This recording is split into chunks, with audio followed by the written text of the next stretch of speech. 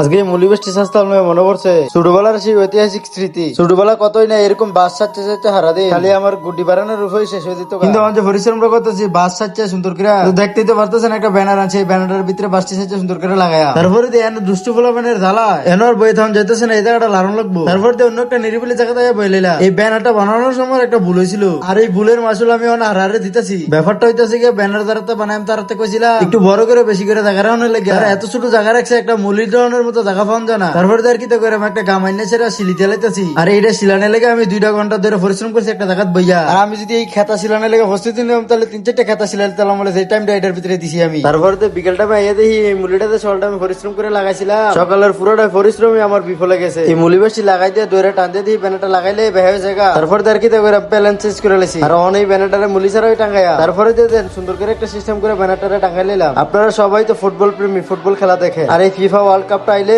খেলা দেখার সবার একটা অন্যরকম উৎসাহ জাগে। এবারের ফুটবল বিশ্বকাপে আপনি কোন দল সাপোর্ট করতেছেন অবশ্যই কমেন্ট বক্সে কমেন্ট করে জানাই দিবেন। আর আমাদের দল ইমোশন আর্জেন্টিনার দলের এই ব্যানারটা আপনাদের কাছে কেমন হয়েছে অবশ্যই সেটাও জানিয়ে যাবেন।